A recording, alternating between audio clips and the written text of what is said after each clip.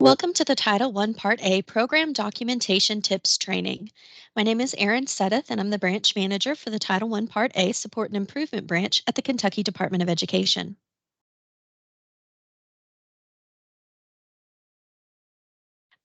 This training will include a review of monitoring checklists, as well as some of the checklist terminology and legal citations, documentation reminders and information about file format, the evaluation of evidence, and evidence examples which align with our consolidated monitoring checklists, including the district level checklist and the school-wide program and targeted assistance checklists. Please note that you'll hear the terms documentation and evidence used interchangeably throughout this training.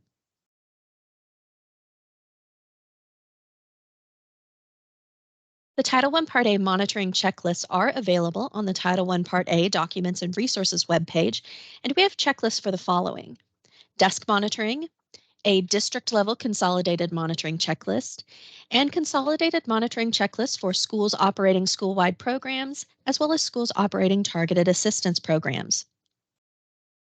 Each indicator on the checklist includes a list of suggested and/or sometimes required documentation, which could be used to demonstrate compliance. KDE recommends using the checklist as reference tools when determining what documentation to save. Documentation for consolidated monitoring is uploaded into SharePoint folders which directly align with the monitoring checklists. Using KDE's checklist as a guide for building your own documentation system not only ensures the appropriate documentation is saved, it could also simplify the evidence upload process in the event your district is selected for monitoring. There are a few terms that you'll see repeated across all of our monitoring checklists, and an accurate understanding of these terms is one of the keys in knowing what documentation to save. The first term is policy. A policy is a course or principle of action. Typically, when you see the word policy on the checklist, we are talking about the overarching goals or courses of action the district has made. Policies are usually more general in nature and don't really get into the weeds regarding how the district is going to do things. Policies have most likely been adopted by your district board of education. It's important that staff whose work is impacted by a particular policy are familiar with its contents. A written policy is not the same thing as a written process or written procedures. A process is a high-level operation spanning the organization, which consists of the various functions necessary to accomplish a specific task. And a procedure is an established way of doing something which outlines the order of specific steps required to achieve an end result. The terms process and procedure go hand in hand and can be used somewhat interchangeably. Processes and procedures are where we do get into the weeds and explain how the district or the school is going to accomplish something. Processes and procedures support policies and provide a system of internal controls. What we don't want to see in a process or a procedural document is just a restatement of the requirement, because that doesn't tell us the how. The individuals responsible for implementing processes and procedures should be involved in their creation. These terms can be used interchangeably, but it's important to examine the required components of each document. You may have an existing document in your district that meets the legal requirements for a policy or process or procedures, but you may call it something different. For example, maybe you have a parent and family engagement program plan that contains all the required components of a parent and family engagement policy, or something called a district spending guidance handbook that includes written procedures for allowability, monitoring carryover, etc. Don't get bogged down in the title of the document listed on the monitoring checklist. The contents of the document are what we're focusing on. We've tried to specify what documents should contain on our checklist, so be sure to read the required and suggested documentation pieces listed for each indicator very carefully to ensure you provide the evidence we're asking for. You'll also see the word detailed on a lot of our checklists, oftentimes in relation to the documentation of meetings. For example, the phrase detailed meeting minutes. A document such as meeting minutes should contain sufficient detail to give the reviewer a general idea of what the meeting was about, when it was held, who was present, and a summary or overview of what was discussed. You'll also see the phrase other strong documentation. Many of the checklist indicators include a list of suggested pieces of documentation, which are based on some of the more common things that we see during monitoring. But these aren't exhaustive lists. Think about the compliance component you're attempting to demonstrate. Could an outside party review your evidence and see a clear connection to the program requirement? When in doubt, feel free to reach out to your Title I consultant to determine if a particular piece of evidence would be satisfactory. We have one more term and an accompanying acronym on the next slide. This is personally identifiable information, or PII. So what is PII? This is information that can be used to distinguish or trace an individual's identity, either alone or when combined with other personal or identifying information that is linked or linkable to a specific individual. It's important that you never submit documentation containing PII. The following PII should be redacted from documentation prior to saving: student names, student's parent and guardian or other family member names, the student or the family's address, personal identifiers such as social security numbers, student ID numbers, etc., and other direct identifiers such as a student's date of birth, their place of birth, their mother's maiden name, etc. Protecting PII is of the utmost importance. PII is not needed to evaluate the Title I Part A program for compliance. If KDE consultants discover PII in a piece of documentation during the evidence review process, we will reach out to the district and request that the document be removed from SharePoint and that the PII be redacted prior to re-uploading the document into SharePoint. I do want to provide a note on parent guardian names. Parent guardian names alone are not PII, which is why a sign-in sheet is an acceptable form of documentation of a meeting or event. However, if that name is combined with an address, phone number, social security number, student name, it then becomes PII and it does need to be redacted. PII also applies to teachers and other staff members as well. For example, walkthrough observations notes should have the teacher's information redacted. Each indicator on the monitoring checklist includes at least one legal citation or reference. So let's look at those quickly. We're going to start with the federal level. The first one is the Every Student Succeeds Act, or ESSA. The Every Student Succeeds Act of 2015 is the most recent reauthorization of the Elementary and Secondary Education Act, or ESEA, of 1965. The Title I Part A program is one of many programs outlined in this law. Although KDE's monitoring checklists use the acronym ESSA, you may see the acronym ESEA referenced in other documents. Just know that they both refer to the same law. The McKinney-Vento Homeless Assistance Act. You'll see references to this law in the Homeless Children and Youth section of our district consolidated checklists. McKinney-Vento is the primary piece of federal legislation related to the education of children and youth experiencing homelessness. Next is the Education Department General Administrative Regulations, or EDGAR. EDGAR contains the grant management rules that apply to all federal awards issued by the U.S. Department of Education, which includes Title I Part A. EDGAR citations typically include 34 CFR 75 or 34 CFR 76, and you can see an example on the slide there. But sometimes you will just see the acronym EDGAR used on the checklists. Next is the Uniform Grant Guidance, sometimes abbreviated to UGG. The Uniform Grant Guidance contains the grant management rules that apply to all federal grant dollars, not just those issued by the U.S. Department of Education. UGG citations typically include 2 CFR 200, but again, you may just see UGG referenced in general. The last federal term is non-regulatory guidance. There are a few references to some of USED's non-regulatory guidance documents on our checklists. These documents are intended to help the public understand how the U.S. Department of Education interprets the law. These documents can be used to provide clarification and examples of best practices, but they do not impose any new requirements beyond what's already in the law and regulation.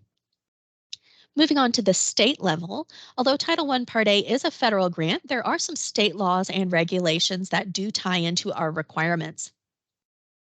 So at first we have the Kentucky Administrative Regulations, or KAR, and we also have Kentucky Revised Statutes, or KRS.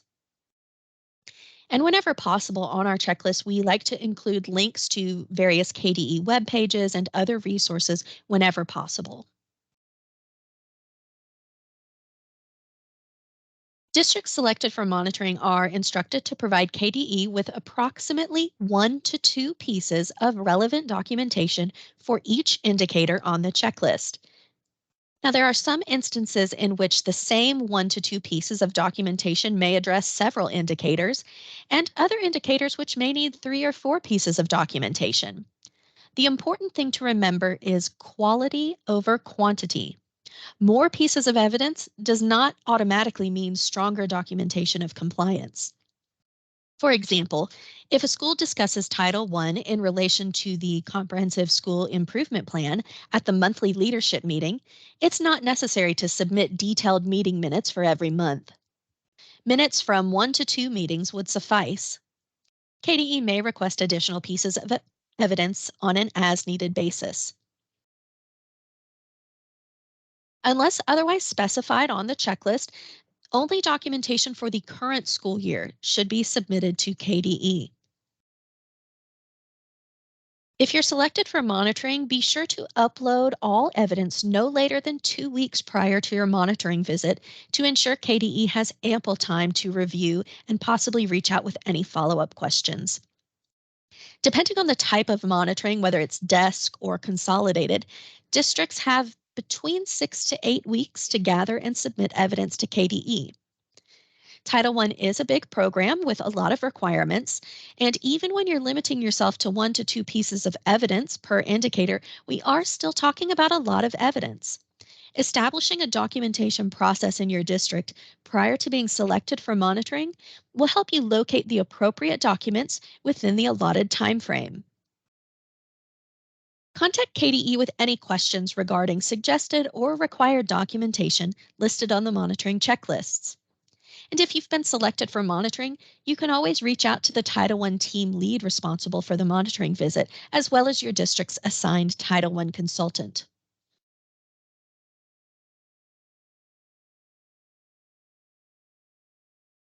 A few notes about file format. Please try to submit digital copies whenever possible as opposed to scanning in printed documents. It's easier to read the digital copies as opposed to a scan version. It also provides you and KDE with the ability to do a keyword search to locate something in a particular document. Save your evidence as individual files rather than one large file with multiple pieces of evidence for multiple indicators. This allows you and KDE to find what you're looking for faster than if you were trying to scroll through each page of a giant file. Now, you could group a small number of like items into one file if you wanted to. However, this is not required.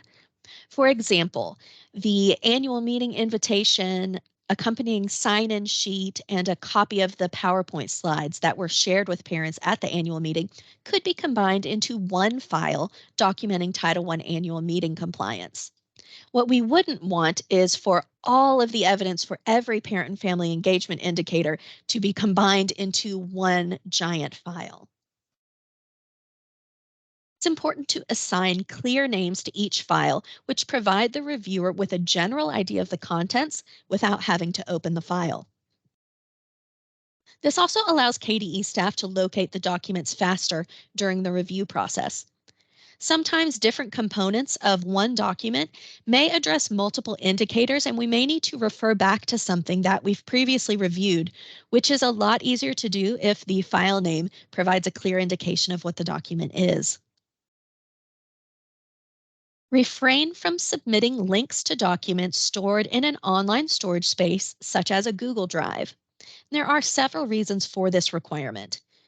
We at KDE need to be able to control who has access to the documentation and for how long, which we can't do through a district or school's Google Drive. We also need the documentation to be stored in accordance with a standard file structure, as this enables us to more quickly navigate the evidence. Additionally, KDE archives monitoring documentation in a secure SharePoint site per our record retention process. Maintaining all documentation of monitoring after the fact is our responsibility, and we need that documentation to be stored in a location that we control. This also applies to any follow-up evidence submitted to KDE to address required actions after a monitoring visit. Follow-up evidence should be submitted to the appropriate KDE consultant as an email attachment rather than a link to an online storage space. Provide context for any photos submitted as evidence. There are a few instances in which a photo does not require context. For example, a photo of the required homeless posters on display in the front office, or a photo of a Title I purchased item that has been tagged or labeled accordingly. But most of the time, a photo doesn't document the compliance components that we're monitoring.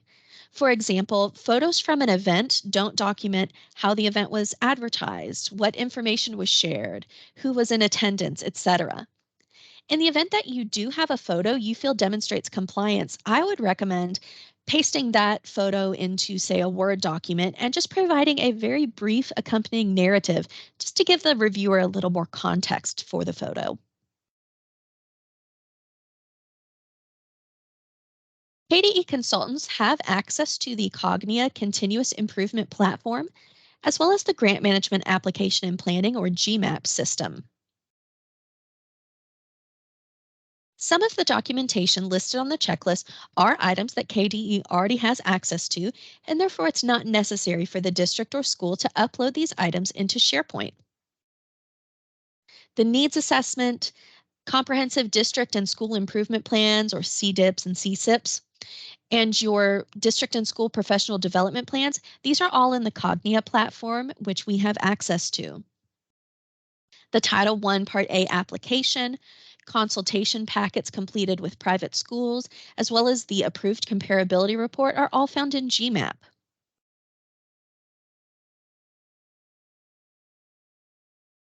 The last item is email approvals. Several of the email approvals you may have received from KDE could include a waiver to operate a school-wide program in a school under 40% poverty, or a 15% carryover limitation waiver. KDE does save these emails granting waivers, as well as an ongoing list of which districts receive these waivers for each fiscal year. It's important for you to save those at the district level, but you don't need to upload them into SharePoint, as we do have access to them. There are some supporting documents related to these items that KDE does not have access to. For example, detailed meeting minutes and supporting data used to develop documents such as the needs assessment, CDIP, CSIP, and PD plan, or evidence that the Title I coordinator and homeless liaison work together to determine the homeless set-aside amount listed in the application, or the enrollment and staffing data used to complete the comparability report, or updated procedures to prevent the district from needing a carryover waiver in the future. These are the types of things that you would need to upload into SharePoint. KDE will review the evidence and consider the information provided during monitoring interviews to determine the status for each indicator. First, we have exceeds requirements. This means that the district or school goes beyond the requirements of Title I Part A statute or regulation when implementing their program. KDE may identify some of these as strengths and/or best practices. Next is meets requirements. This means that the district or school meets the minimum requirements of the Title I Part A statute or regulation in their program implementation. In this instance, KDE may issue some recommendations which could further enhance program effectiveness. And does not meet requirements. This means that the district or school does not meet the minimum requirements of Title I Part A statute or regulation in their program implementation. In this scenario, KDE will issue a finding and require an action or actions to address the area of noncompliance. And of course, there are some indicators on the checklist which are not applicable for all districts.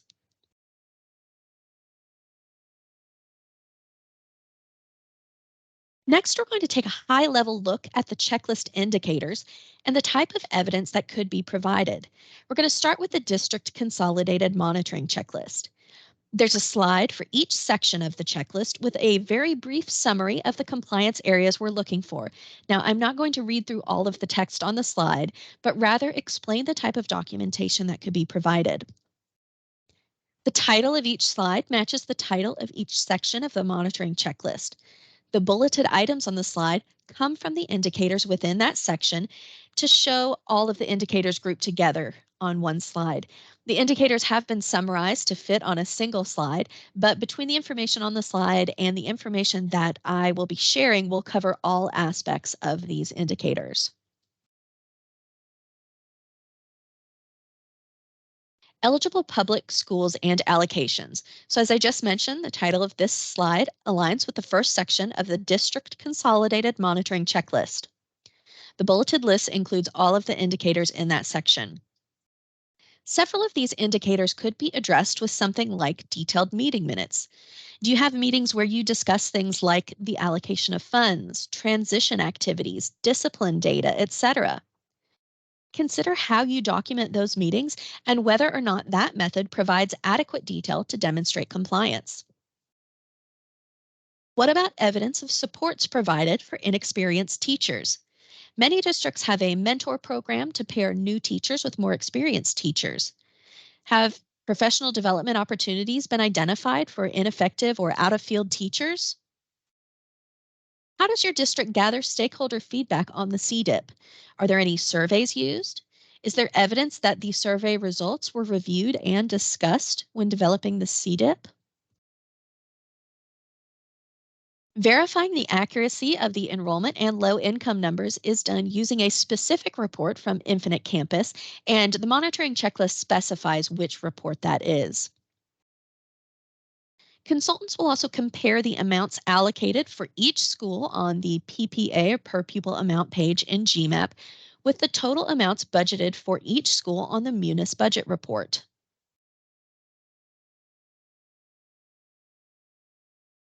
Institutions for neglected children. For districts operating neglected institutions, our consultants who work with the neglected program will verify that child count data is accurate. We'll also want to see evidence of consultation between the district and the neglected institution regarding services. This could be in the form of a jointly developed needs assessment, detailed meeting minutes, etc.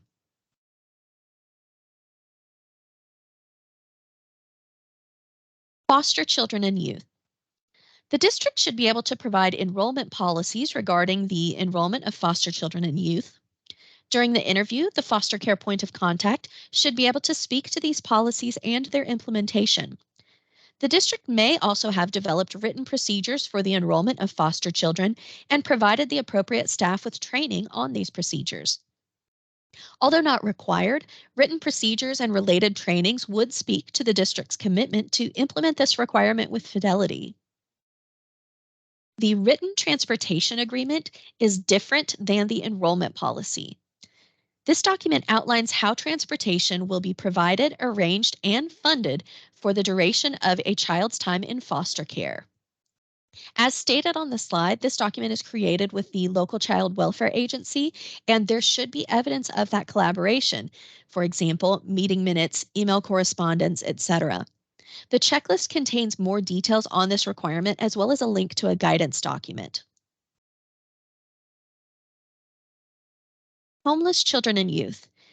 The individual listed as the homeless point of contact on the open house website should have a completion certificate for the required annual training approved by KDE for the current school year. The required National Center for Homeless Education posters should be on display in district facilities. The correct district and state homeless point of contact information should be listed on the poster. Having the poster on display addresses several requirements surrounding making the community aware of the homeless point of contact, as well as outlining the available services and rights for homeless children and their families.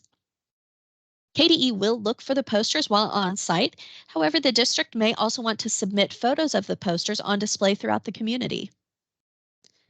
Just as I mentioned for foster children and youth, the district should have enrollment policies for homeless children and youth, and the homeless point of contact should be able to speak to their implementation. Again, any written procedures and training documentation are strong pieces of evidence that show the enrollment policies are being implemented. Districts are required to have written procedures for awarding credit, including partial credit, to homeless children and unaccompanied youth for all coursework satisfactorily completed. The procedures should specify how the district will award this credit. Districts are also required to have written procedures for awarding a high school diploma to homeless children and unaccompanied youth who transfer after completion of the second year of high school and meet the requirements of KRS 156.1601P. Again, these procedures should outline the steps taken in the district for meeting this requirement. Many districts have a standard policy that says the district will award credit and diplomas, but if the policy doesn't also include specific procedures, it does not meet all the requirements. Please note that some districts choose to combine the procedures for awarding credit and diplomas into one document, which is fine. The specific information that must be included in the procedures is outlined on the monitoring checklist.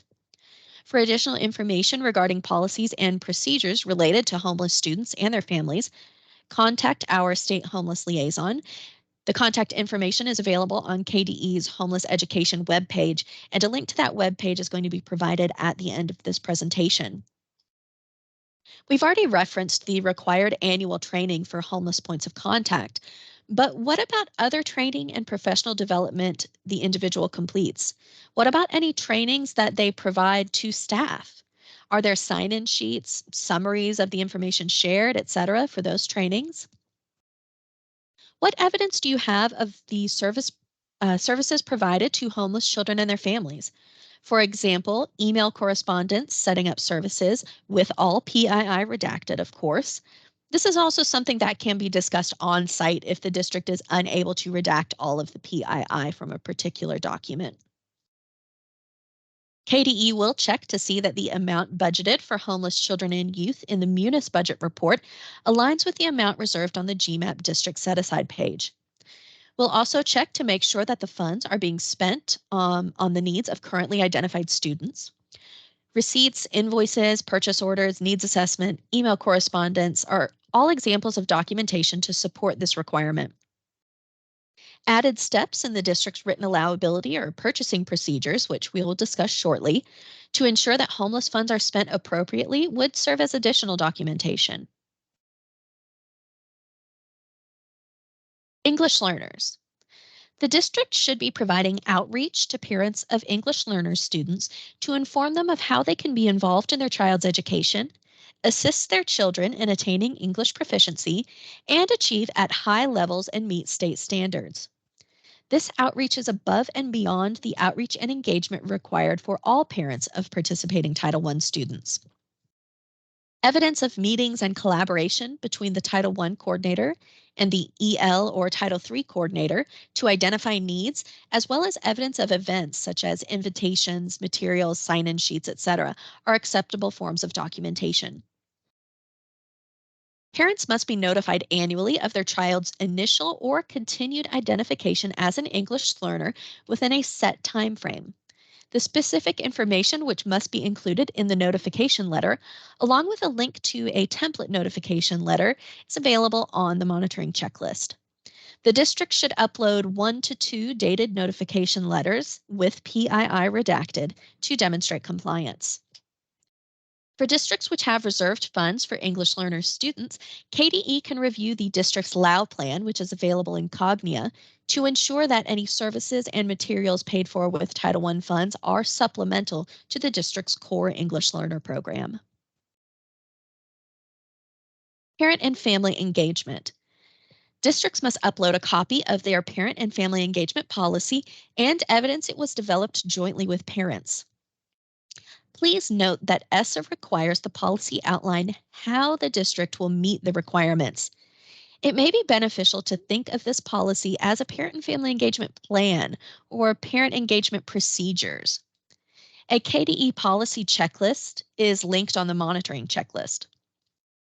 Evidence of the policy being developed with parents could include meeting materials such as invitations, minutes, sign-in sheets, or a feedback survey and analysis of the survey results. As I mentioned earlier, if you have a document in place that meets the requirements outlined on our policy checklist, but it isn't called a policy, that's okay. Evidence the events are taking place could include invitations such as flyers, emails, social media posts, etc., materials shared with parents, handouts, PowerPoints, things like that, a summary of the event, sign-in sheets, etc.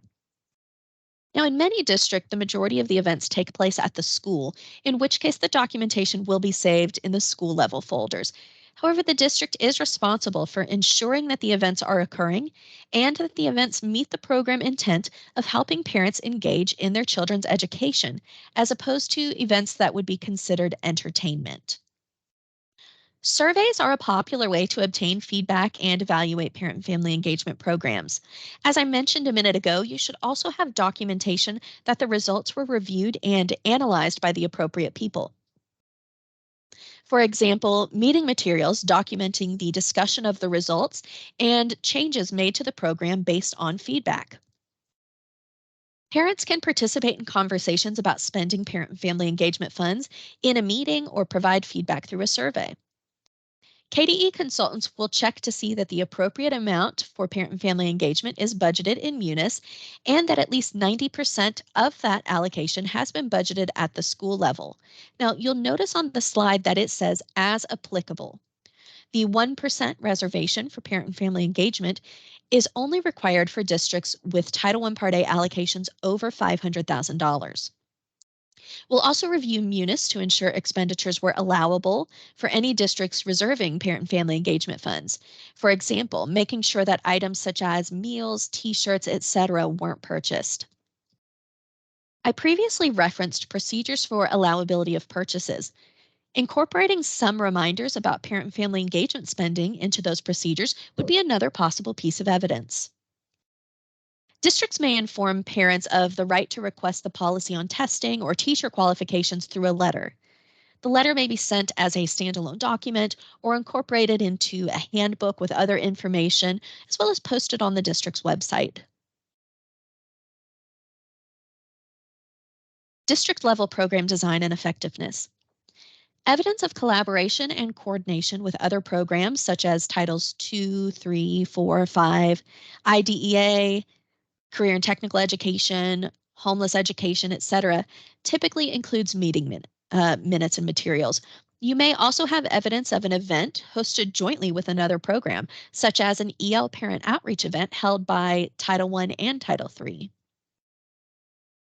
Flyers, social media posts, and other methods of communication related to early childhood education and transition activities, such as a district-wide kindergarten jumpstart event, demonstrate collaboration with the early childhood education program. How does the Title I coordinator monitor program implementation and effectiveness at Title I schools? How does the coordinator work with schools to analyze data?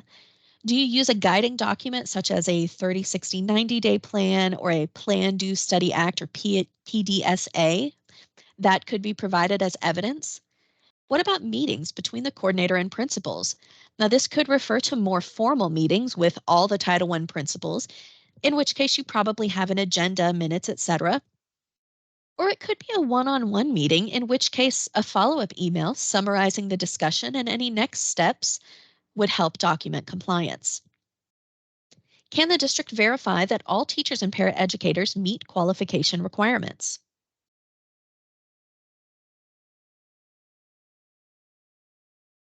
Services to eligible private school children. Please note that KDE monitoring staff will interview private school staff in addition to the district coordinator regarding services at the private school. The district needs a method for identifying private and homeschool students who would otherwise attend participating Title I schools and procedures for notifying the private and home schools of their right to participate. The district should provide a sample of dated communication, such as an email or a letter, inviting private and home schools to participate in the Title I Part A program. KDE has access to the completed equitable services packet through GMAP. However, the district may also wish to provide meeting minutes or email communication as further evidence of consultation with the private school. The district and private schools should work together to determine the measure used to identify low-income private school students who generate funds for services, as well as a process to use multiple educationally related data sources to identify students who qualify for services. There should be documentation that the identified methods were used in the current school year, with PII redacted. A copy of the complaint policy should be provided, as well as evidence that the district reviewed the policy with the private school. This could be documented through meeting minutes, email correspondence, or simply discussed during the interview.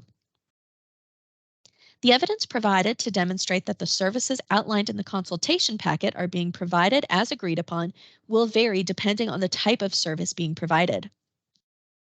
Evidence of program oversight could include employment or service contracts for providers, inventory of materials and supplies purchased with Title I funds, and evidence of ongoing consultation with the private school regarding program implementation. This could be email correspondence or meeting minutes.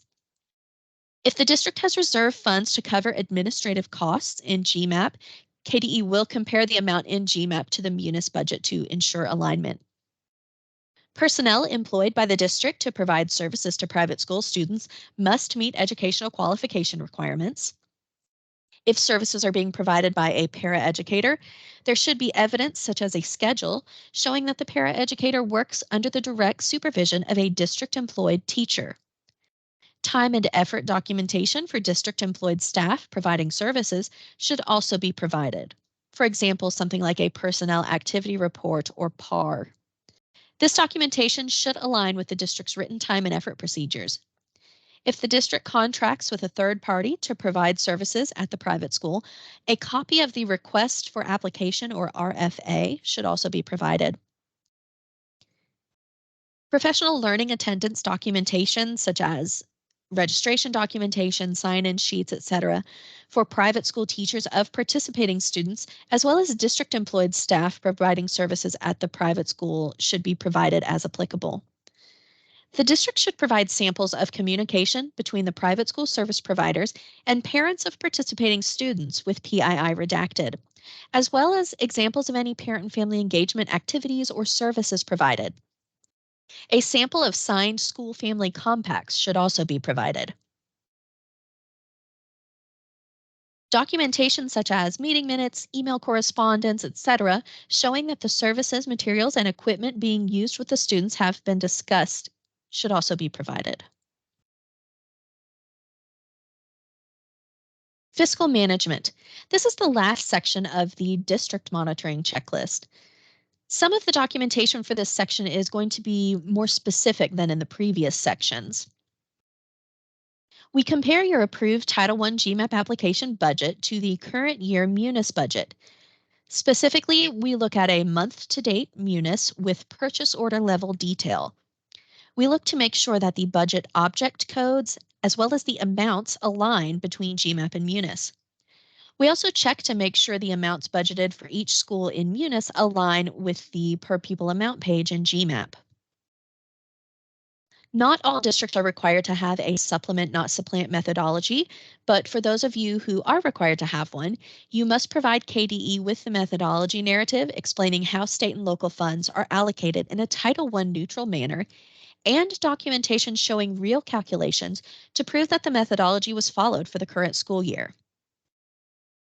The district must have written allowability procedures outlining how it ensures that purchases made with Title I funds meet the requirements of being reasonable, allocable, necessary, and addressing documented needs. These procedures may be Title I specific, or some districts create one procedure document which applies to all federal funds. The Allowability Procedures Checklist on the Title I Part A Documents and Resources webpage contains guiding questions to help you develop these procedures.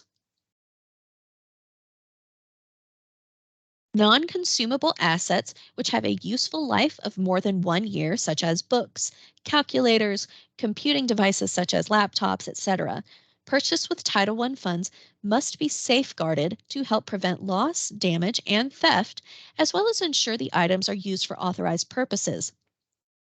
Districts must have written procedures for safeguarding assets, as well as proof that the procedures are being implemented. For example, if the procedures include tagging or labeling items which have been purchased with Title I funds, the district could also provide a few photos of items that have been tagged. In the event that the district does not purchase any supplies or materials with Title I funds, but rather uses all funds for staffing, the written procedures are still required. However, evidence of their implementation is not. KDE has a Safeguarding Assets Purchased with Title I funds resource on the Documents and Resources webpage, which can be used to help create your own procedures. Districts must provide their equipment disposal policy and an inventory of disposed items purchased with Title I funds if applicable. Now, remember that equipment refers to tangible property with a per unit acquisition cost of $5,000 or more. If no equipment has been purchased with Title I funds and subsequently disposed of, then a policy is still required. However, the inventory is not. For districts required to calculate comparability, you must provide the data used when completing the most recently approved comparability report. Most districts calculate comparability using student to staff ratios, in which case the enrollment summary reports from Infinite Campus with an effective date aligning to the date on the comparability report for all applicable schools, as well as staffing lists by location and funding source with the full-time equivalency, or FTE, of each position clearly delineating the staff counted towards comparability and the staff excluded should be provided. In the event the district is using salary comparison to demonstrate comparability, salary data that supports the report must be provided instead of the FTE staffing reports. Districts must provide the policies and procedures used to ensure the appropriate Title I records are retained for the required time period.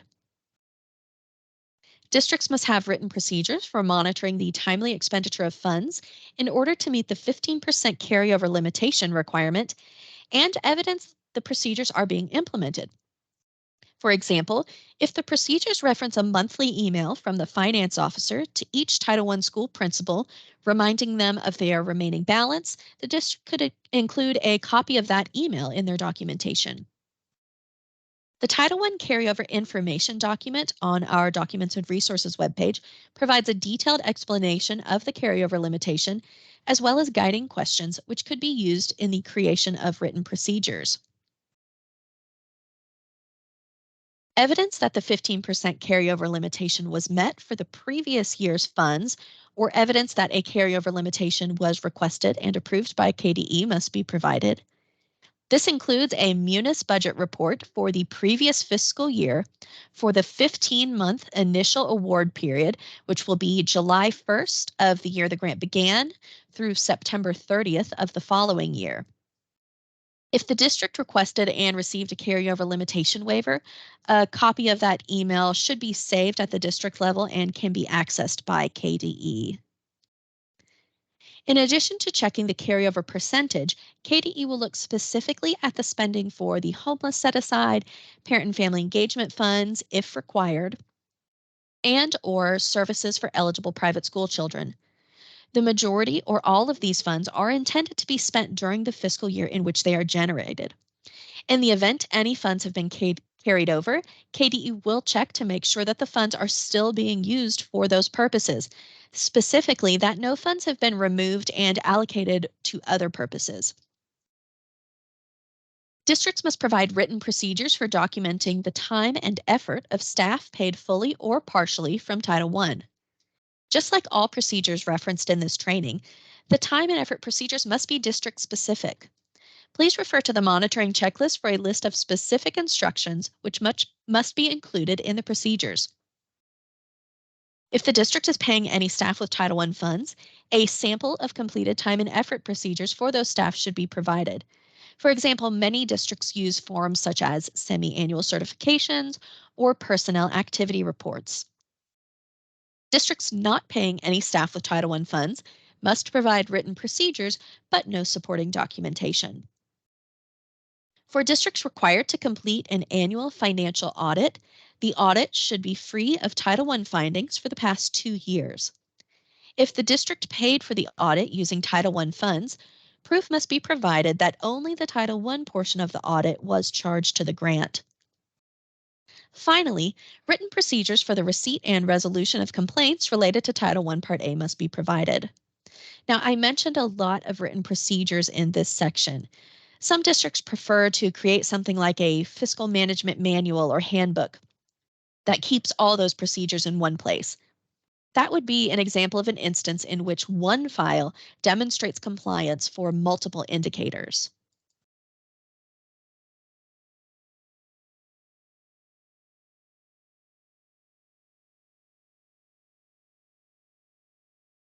Moving on to the school level evidence, we have two school level monitoring checklists depending on the type of program being operated, school wide or targeted assistance. The majority of schools in Kentucky are operating school wide programs, so we'll begin with that checklist. Now, there are some similarities to the types of evidence referenced under the district level requirements, so I may refer back to those explanations rather than repeating everything. Just like the slides for the district checklist, the title of each slide matches the title of each section of the monitoring checklist. The bulleted items on the slides summarize the indicators for that checklist section, and I'll be going into more detail for each bulleted item. Needs assessment. The needs assessment and the Comprehensive School Improvement Plan, or CSIP, while very important, are not the only pieces of documentation needed for this section of the checklist. And as a reminder, KDE can access both of those documents in Cognia. Please note that as we review the CSIP, we should see Title I Part A as an identified funding source for some of the activities and strategies included in the CSIP. What you will need to upload for this section is the documentation to support the creation of the needs assessment and CSIP. Meeting agendas and detailed minutes showing the stakeholders who participated in the development and that data was analyzed and discussed could be provided. You may have also gathered feedback through something like a parent survey, in which case we'd want to see the survey results and evidence that staff reviewed and analyzed those results. If Title I funds are being used to fund staff other than teachers and paraeducators, for example, nurses, media specialists, etc., there should be a clear need for that staff in the needs assessment and CSIP. School program design and effectiveness. Schools should provide documentation that assessment data was used to plan instructional practices. This could include detailed meeting minutes and evidence of data analysis.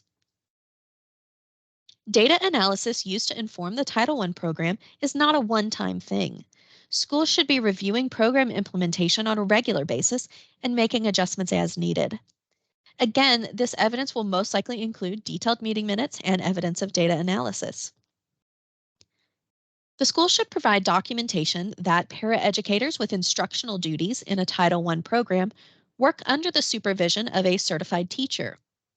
In a school-wide program, this refers to any paraeducator providing instructional duties. The school could provide teacher and paraeducator schedules to demonstrate compliance. Non-Title I duties, meaning duties that do not meet the intent and purpose of Title I, such as bus duty, cafeteria monitoring, clerical work, etc., assigned to staff paid with Title I funds, should be proportionate to the amount of non-Title I duties assigned to staff paid with general funds. And again, staff schedules could be provided to demonstrate compliance. KDE staff can access the school's professional development plan in Cognia. The school should provide a sample listing of and attendance records for PD offerings for staff. There should be a clear connection between the subject matter of the PD provided and the school's identified needs.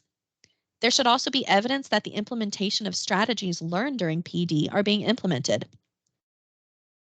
This may include walkthrough or observation notes, staff feedback regarding the usefulness of the PD session, detailed meeting minutes in which the implementation of strategies was discussed, etc. Be sure to also identify any PD opportunities that were provided to classified staff as well as certified staff. The school should provide sample evidence of transition activities such as invitations to events such as a kindergarten jumpstart, middle or high school orientation, college and career fairs, etc. Evidence that the coordination of funds is discussed may include detailed meeting minutes, email correspondence, etc. Parent and family engagement. Before we discuss possible evidence for parent and family engagement, I want to remind you that for schools operating school-wide programs, the term parents and families refers to all parents, families, caregivers, and guardians across the school. And for schools operating targeted assistance programs, we're going to be talking about the parents, families, caregivers, and guardians of students receiving Title I services. Evidence of the annual meeting may include documentation that parents were invited to the meeting, such as flyers, emails, social media posts, etc. Many schools find that pairing the annual meeting with a highly attended event, such as an open house, helps ensure more parents receive the information. In this instance, we recommend making sure that the invitation in some way references that Title I will be discussed. Additional evidence for the annual meeting may include agendas, detailed minutes, sign-in sheets, and a copy of the information shared with parents. For example, many schools use a PowerPoint presentation. Evidence of the information shared is highly recommended as that allows KDE to verify the appropriate information was shared with parents.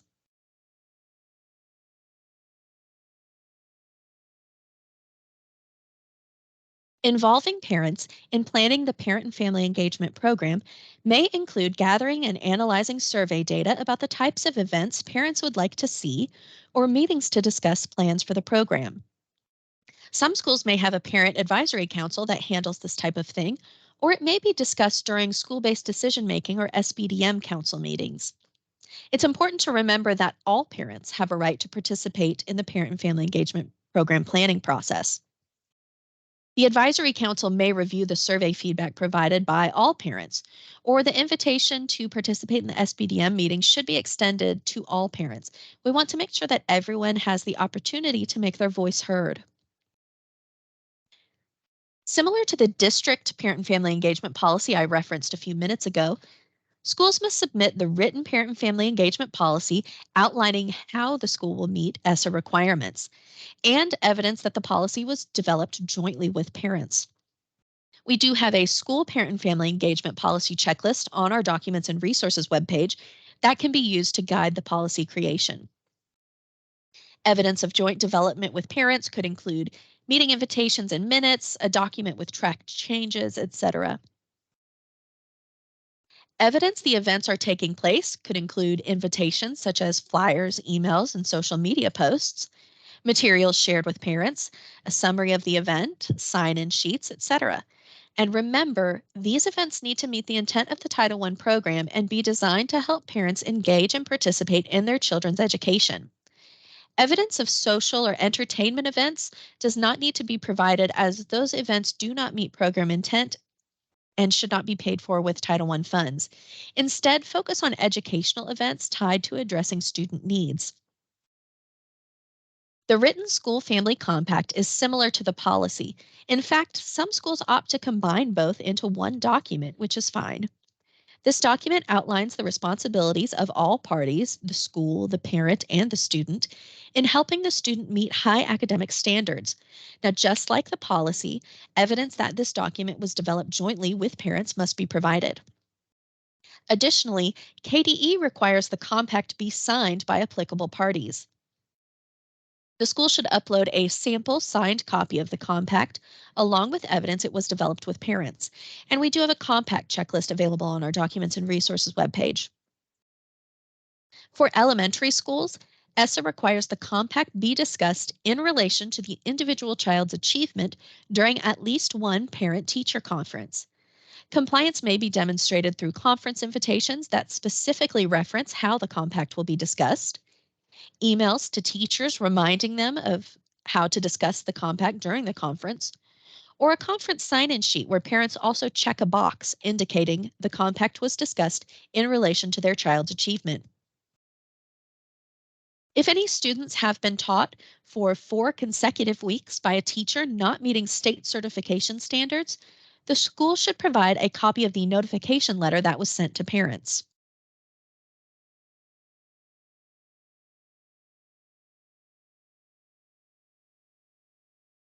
A lot of the documentation listed for targeted assistance schools will be fairly similar to the evidence for school-wide programs.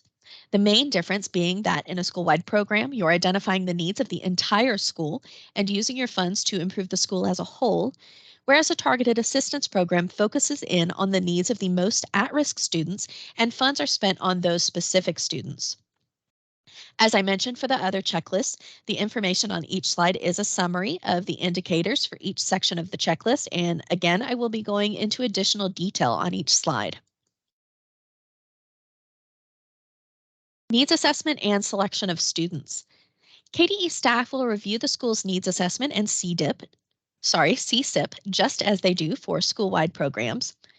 The school should also have a written process describing how students are selected for services. This process should reference the multiple educationally related data sources used to identify students. For example, test scores, progress reports, grades, teacher observation and recommendation, etc. On site, KDE will review a list of students receiving services, as well as their grade level and the services being provided for each student. Now, this list should not be uploaded into SharePoint as it will contain extensive amounts of personally identifiable information. If Title I funds are being used to fund staff other than teachers and paraeducators, for example, counselors, nurses, media specialists, etc., there should be a clear need for that staff in the needs assessment and CSIP. School program design and effectiveness. The school should provide a schedule of the targeted assistance services being provided. The school should provide documentation that assessment data was reviewed and analyzed to identify students and plan services for those students. This could include detailed meeting minutes and evidence of data analysis with PII redacted. An inventory of Title I purchased supplies and materials should be provided. The school may also want to provide sample photographs that show the items have been properly identified as having been purchased with Title I funds. The school should have written procedures outlining how it ensures that Title I funds are used to serve only identified students. This may include information regarding how Title I purchased materials are safeguarded or stored, in addition to information regarding student services. Evidence of the review of program implementation and effectiveness could include data analysis notes as well as detailed meeting minutes.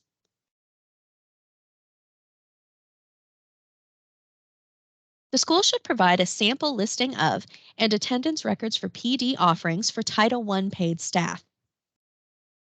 There should be a clear connection between the subject matter of the PD provided and the needs of identified students.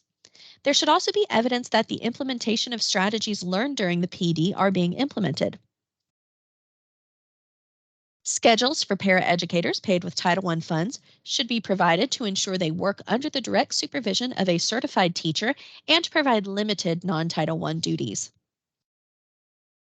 Staff paid with Title I funds should maintain proper time and effort documentation in accordance with the district's time and effort procedures. Please note that this documentation may be on file at the district level.